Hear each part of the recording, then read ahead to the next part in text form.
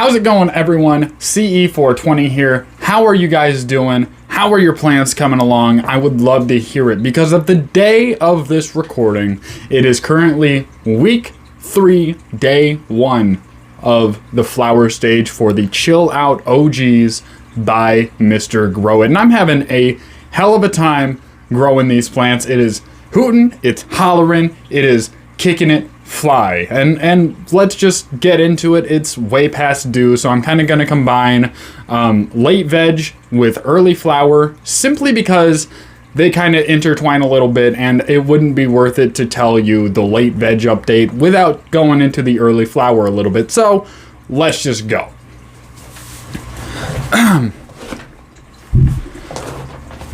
So with these Chill Out OGs, a huge thing has been getting them into big enough pots to where they are not going to overgrow their roots to get way too much water intake, because these plants, I don't know what Mr.Growit has these plants on.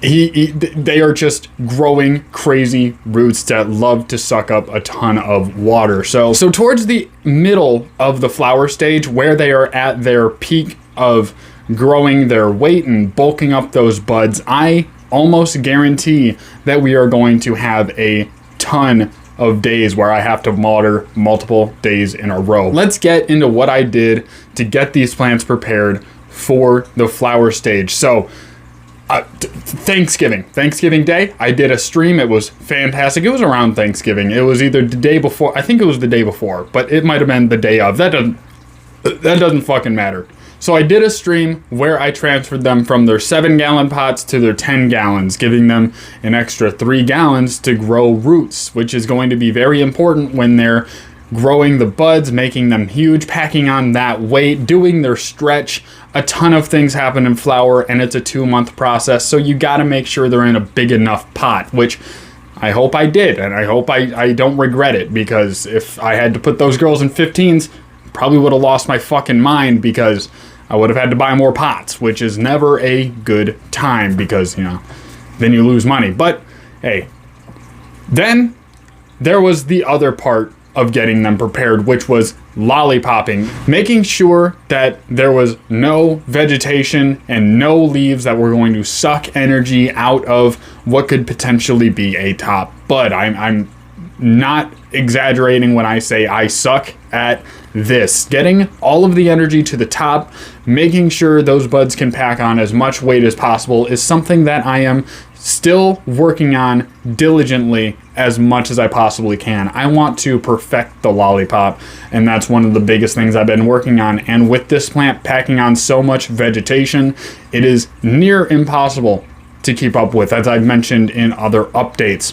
Now, I got the plant in a big pot. I did the lollipopping. I'm trying to keep up on the manicuring. I face bugs, which I was still dealing with until recently. I have not seen any bugs in the past week. I have not seen a single one in a week. And I was doing those daily sprayings for about a week or two. And then I was doing them every couple of days until now. I don't think I've sprayed them in about 5 days.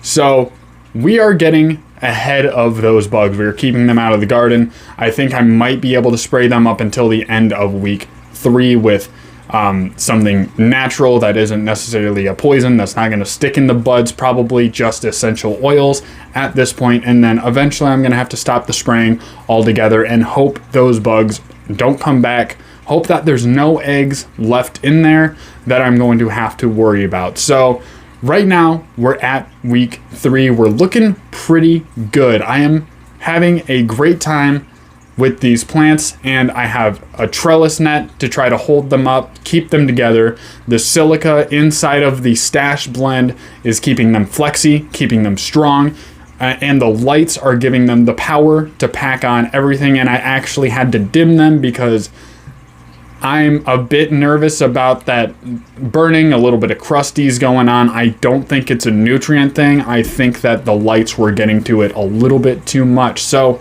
I turned those lights down a little bit, not too much, just to make sure that we're not necessarily burning our canopy. But so far, everything is looking pretty solid.